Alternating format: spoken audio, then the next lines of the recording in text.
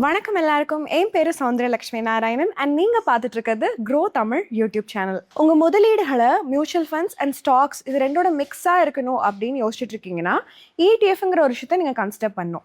இடிஎஃப்னா exchange traded funds. இந்த இடத்துல நீங்க உங்களோட கார்பஸை அசட்ஸான ஸ்டாக்ஸ், கமாடிட்டிஸ் இல்லை பாண்ட்ஸ்ல முதலீடு செய்வீங்க. இதோட யூனிட்ஸ் வந்து எல்லா இடிஎஃப்பும் லிஸ்டட் அண்ட் இதெல்லாம் ஸ்டாக் எக்ஸ்சேஞ்சில் ட்ரேட் ஆகும். நீங்க buy and sell real time ப்ரைஸஸ்ல பண்ணலாம். NAV ஆஃப் மியூச்சுவல் ஃபண்ட் வந்து எண்ட் ஆஃப் த டே யூஸ்வலாக கால்குலேட் பண்ணுவோம். எல்லா முதலீட்டாளர்களுக்கும் ஒரே NAV தான் கிடைக்கும். எந்த டைம் நீங்க என்ட்ரி ஆயிருந்தாலும் ஒரே கண்டிஷன் என்னன்னா அப்ளிகேஷன் வந்து கட் ஆஃப் டைம் முன்னாடி சப்மிட் பண்ணிக்கணும். நம்ம இதே மாதிரி ஈக்விட்டி ஓரியன்டட் ETF பார்த்தோம்னா எசென்ஷியலா பாசிவ் ஃபண்ட்ஸா இருக்கும். போர்ட்ஃபோலியோ ஒரு ஸ்டாக் மார்க்கெட் இண்டெக்ஸை வந்து அப்படியே ரெப்ளிகேட் பண்ணும். ஸ்டாக் மார்க்கெட் இண்டெக்ஸஸ் ஆன Nifty 50, BSE Sensex, Nifty 500, Nifty mid cap 150, Nifty small cap 250, commodities ஆன gold, silver, global indexes, Nasdaq 100 இது எல்லாமே வந்து சிமிலர் டு திஸ் ரிட்டர்ன் கொடுக்கறதுக்கு நம்ம வந்து ETFல முதலீடு செய்யலாம். ETF எப்போவுமே ட்ராக்கிங் எரர் வந்து கண்டிப்பாக இருக்கும் ETFல. இந்த காணொலியில் நம்ம 6 எசென்ஷியல் ETF எதெல்லாம் நீங்கள் லாங் டேர்முக்கு கன்சிடர் பண்ணலாம், வெல்த் வந்து ஓவர் டைம் பில்ட் பண்ணுறதுக்குன்னு பார்க்கலாம்.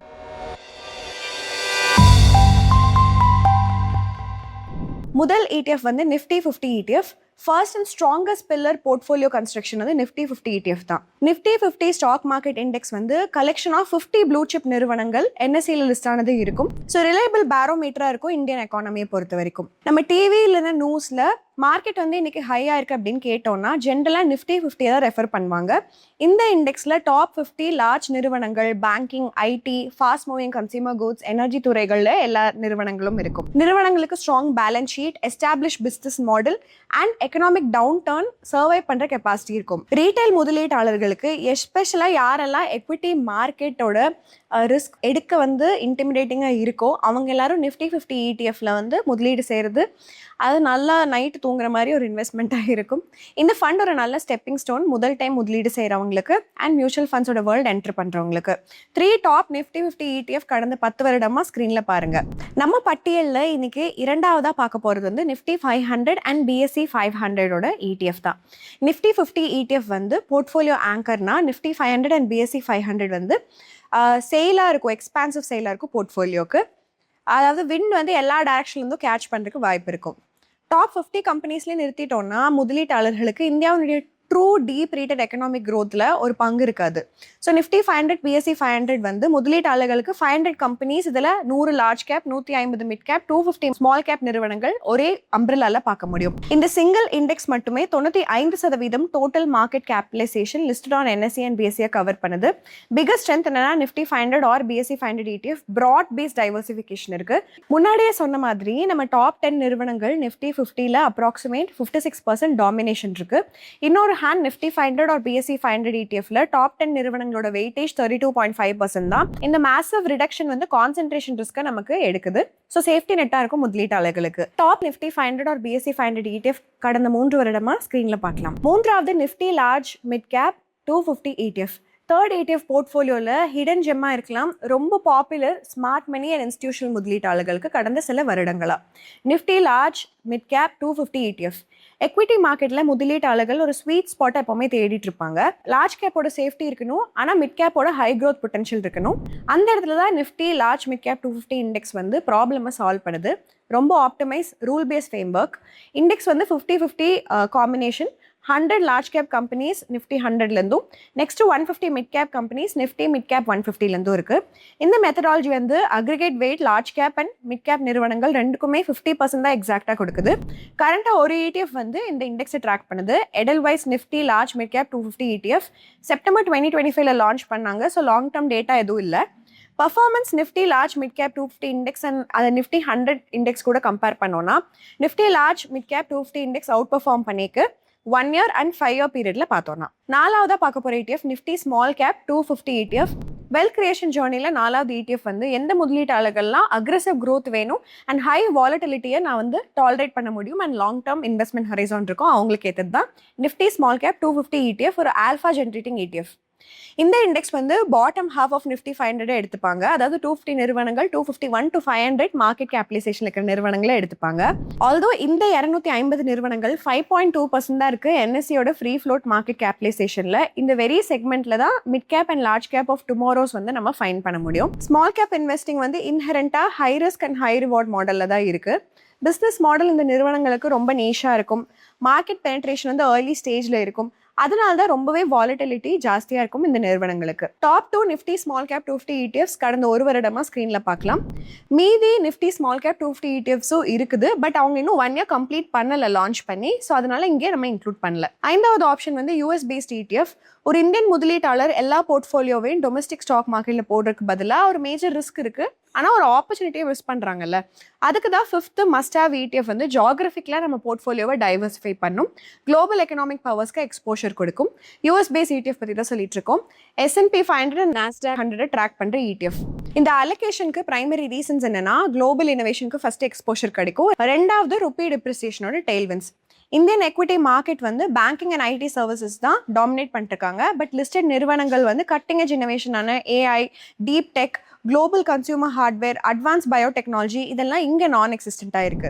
S&P 500 இண்டெக்ஸ் வந்து டாப் 500 நிறுவனங்கள் யூஎஸ்ல எடுத்துக்கிறாங்க. நியர்லி 80% ஆஃப் டோட்டல் US மார்க்கெட்டாக இருக்கு. NASDAQ 100 வந்து டெக்னாலஜி ஹெவி, அதாவது ஜெயன்ஸான Apple, Microsoft, NVIDIA, Amazon, Meta, Alphabet, Tesla அதெல்லாம் எடுத்துக்கிறாங்க.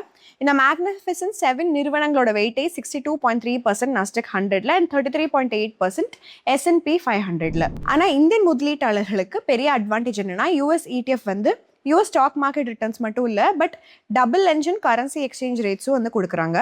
ஹிஸ்டாரிக்கலாக ஃபினான்ஷியல் டேட்டா அனாலிசிஸ் என்ன ரிவீல் பண்ணுதுன்னா, இந்தியன் ருபீஸ் வந்து நியர்லி 40% வந்து வேல்யூவை US டாலருக்கு எகென்ஸ்டாக லூஸ் பண்ணியிருக்கு அப்ராக்சிமேட்டாக 10 years-ஆ.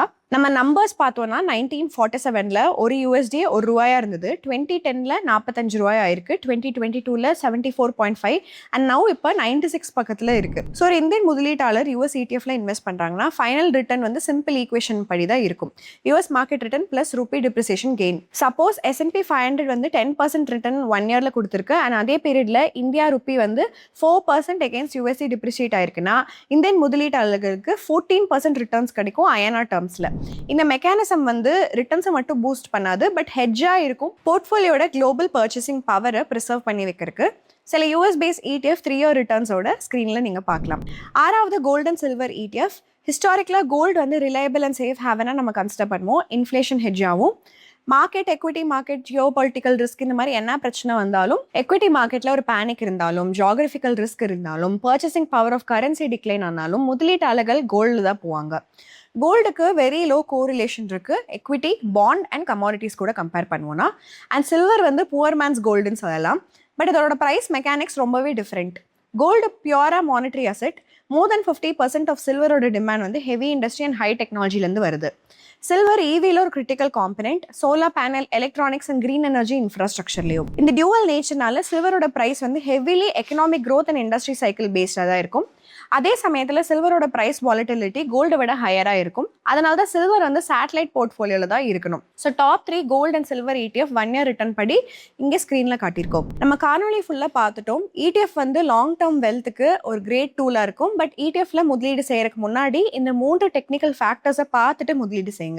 First tracking error. ஒரு ETFோட அப்ஜெக்டிவ் என்னன்னா அதோட அண்டர்லைங் இண்டெக்ஸை ஃபாலோ பண்ணுறது தான். பட் எக்ஸ்பென்ஸ் ரேஷியோ, டிரான்சாக்ஷன் காஸ்ட்னால நம்மளோட ரிட்டர்ன்ஸில் கொஞ்சம் டிஃப்ரென்ஸ் இருக்கும். ஸோ ETF வந்து லோவஸ்ட் ட்ராக்கிங் எரர் எது இருக்கோ அதுதான் பெஸ்ட்டாக கன்சிடர் பண்ணணும். இண்டெக்ஸை ரொம்ப அக்யூரேட்டாக அது ஃபாலோ பண்ணுதுன்னு அர்த்தம். அடுத்தது AUM. ETF எதுக்கெல்லாம் ஹையர் AUM இருக்கோ பெட்டர் லிக்விடிட்டி இருக்குது அப்படின்னு அர்த்தம். அதாவது நீங்கள் வந்து விற்கணும் அப்படின்னா ஈஸியாக பையர்ஸ் வந்து கண்டுபிடிச்சிடலாம்.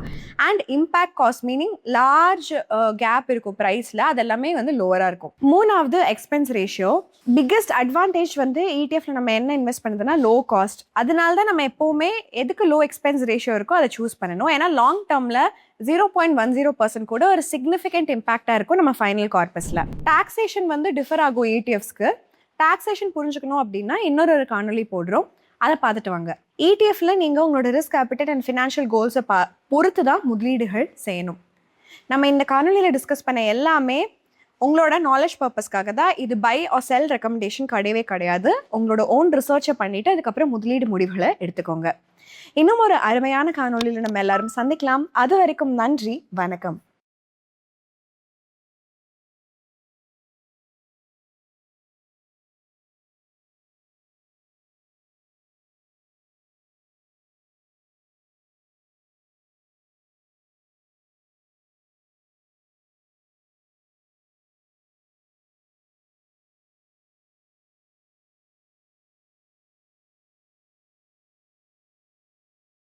Investment in securities market are subject to market risks. Read all the related documents carefully before investing. Please read the risk disclosure documents carefully before investing in equity shares, derivatives, mutual fund, and or other instruments traded on the stock exchanges.